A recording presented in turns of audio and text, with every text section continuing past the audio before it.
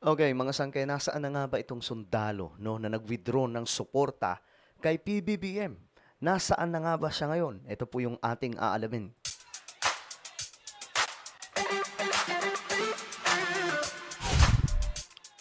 Yo, what's up guys? Magandang oras po sa inyong lahat. Sa lahat po ng ating mga kababayan na nanonood ngayon. At ito nga pag-uusapan po natin mga sangkay itong patinding nangyayari sa Pilipinas pagdating po sa politika na may isa na pong sundalo no na nagpakita po ng totoong kulay. Ang tanong mga sangka, itong taong to na nag-withdraw, itong sundalong to na nag-withdraw ng support kay PBBM, nasaan na mismo ngayon? Okay? Pag-usapan po natin ito mga sangkay. Anyway, bago tayo magtuloy-tuloy sa mga hindi pa po dyan nakakapag-subscribe, tayo po ay road to 2 million subscribers na. Padami po tayo ng padami. Kaya naman ano pang hinihintay ninyo? Makikita nyo po yung subscribe button sa baba ng video na to. I-click nyo lamang po yung subscribe, i-click ang bell, at i-click nyo po yung all. Sa mga nanonood po sa Facebook, i-follow nyo po yung ating Facebook page. Okay, mga sanggay, ito ang balita. Ngayon, nasaan na nga ba itong sundalo, mga sangkay, na nag-withdraw ng support kay PBBM? Ayan, nagiging usap-usapan kasi itong sundalo ngayon, mga sangkay, online at maging sa media, no? Nasaan na itong opisyal na sundalo? Tingnan po natin ang balitang to. Arestong isang opisyal ng Philippine Army dahil sa pagbawi umano ng suporta kay Pangulong Bongbong Marcos. Live mula sa TV5 Media Center, nangungun sa balita si News 5 anchor Ed Ligao. Sino tong opisyal na ito at anong konteksto ng pagkakatanggal sa kanya?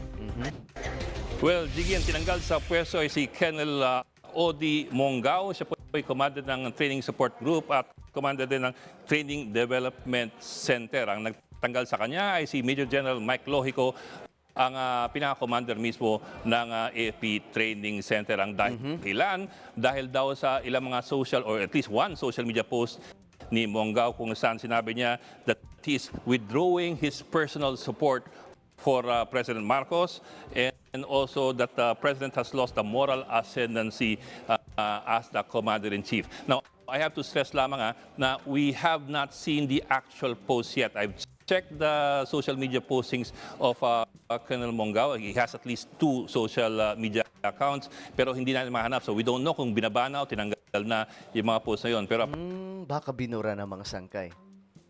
Baka after, itong mga DDS kasi, padalos-dalos po yan ng mga desisyon sa buhay. Baka siguro, after niya mag-post, na-realize niya na, teka lang, mali ito, sundalo pala ako.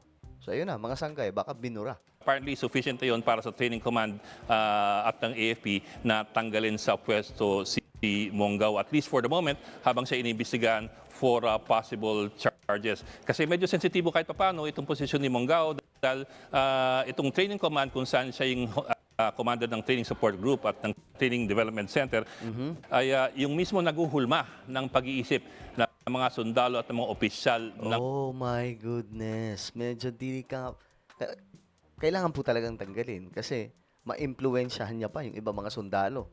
militar.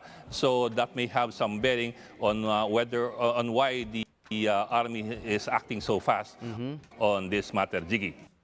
At Bok, anong magiging posibleng parusa kay Colonel Mongao? Well, Jiggy, sa ordinaryong tao siguro walang parusa yan, pero iba kasi ang mga patakaran pagdating sa mga sundalo at Correct. opisyal ng militar. Kung sa atin mga sangkay, sasabihin lang po natin yan. Okay, part of freedom of expression or freedom of speech. Pero sa mga sundalo kasi, iba po yun. Iba ang prinsipyo ng sundalo, may sinusunod silang sistema. Okay, kaya kung mapaparusahan, hindi na po nakapagtataka yun dahil isa po siyang sundalo. Okay? They're governed by the Articles of War, in particular yung Commonwealth Act number 408. Ito yung sinasabi po natin, mga sangkay. Let me specify to you yung mismong Article 63 of the Articles of War.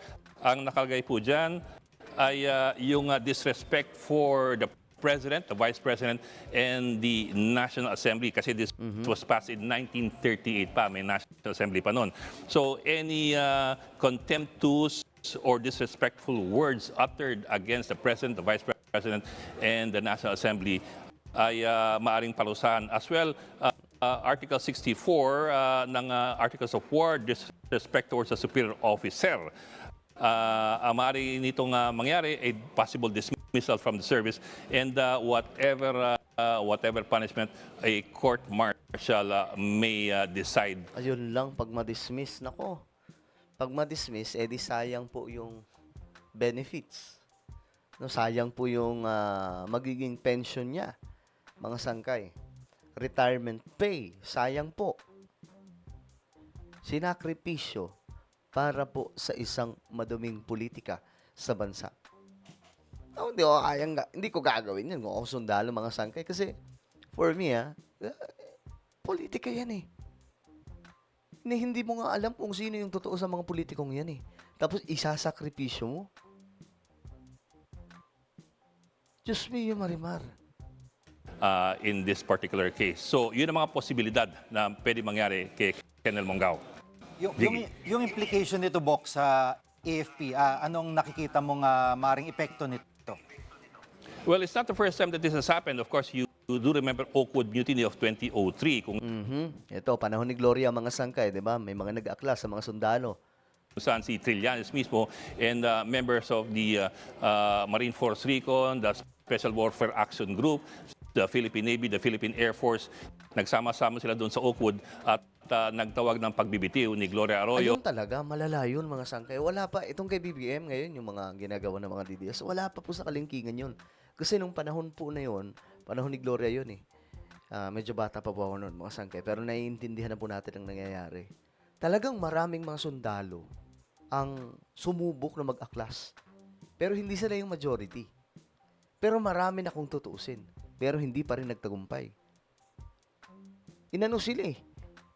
Binigyan po sila ng ultimatum eh. Kapag hindi kayo sumurrender. Kita nyo ang nangyari? Yun nga yung naging katatawanan mga sangkay sa part ni Trillanes nung sumuko po siya. Dahil sa umunay korupsyon sa military spending. Yan po yung 2003, panahon ni Gloria, kaya po nag-aklas sa mga sundalo. So that was one case kung saan hindi lang yun disrespect, that was actual mutiny, but also under the Articles of War. Then you had also several other cases in the past, among them yung withdrawal support in the case of Colonel Carabin, General Danny Lim, and so on down the line. I think that was in 2006. So it's not the first time this has happened in the past as far as the government is concerned, but this is the first time this is happening to President Bongbong Marcos's administration. So I suppose at this time they're looking at whether this would have any consequence doon sa, number one, doon sa moral ng militar, at number two, kung meron pa mga susunod. Because this supposed post is being shared around widely by other people, including retired General Romeo Pocis, who, of course, you do know, has been charged with inciting to sedition. So, baka maging bala ito doon sa mga ibang tao na kumukontra sa Administrasyong Marcos. Gigi. Yan pong ulat ni News 5. Okay, ngayon, mga sangkay, ang tanong, nasaan na po siya? Ito, yung balita, mga sangkay, tingnan po natin. Where is Colonel Mongao right now?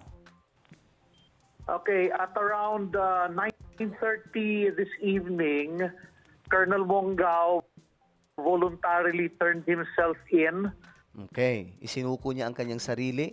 and just at the right time because malapit na kasi ma-terminate yung kanyang break. Ito pala yung post niya, mga sangkay, ano?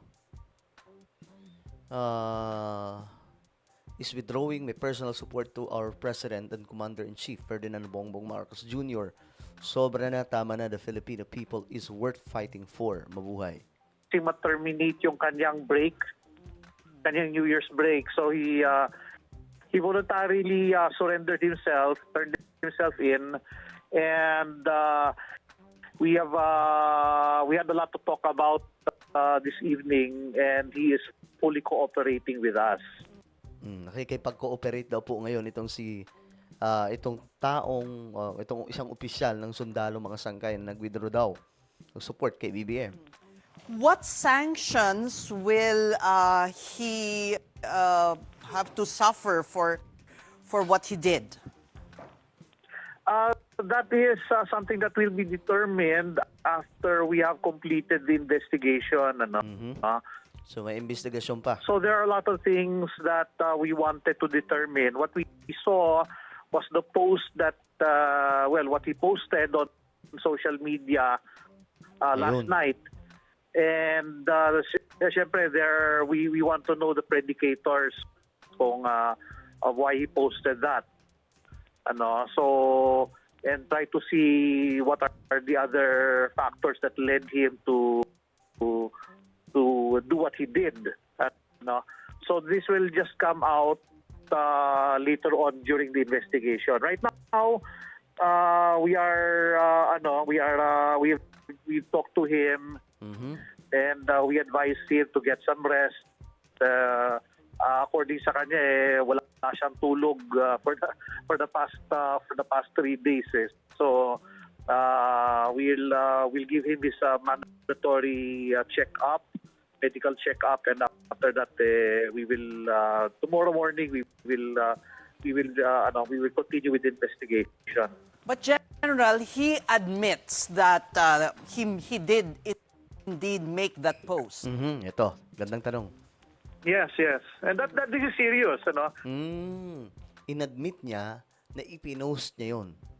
Make no mistake, this is a serious departure from military discipline, and this is as bad as you can think about it. Pero the mitigating thing here is that he voluntarily submitted himself back to military control, and he is fully cooperating with all of us. So yun ang importante. But make no mistake, we will continue with the investigation as impartial as we can take it, and we intend to get to the bottom of this on why he did what he did.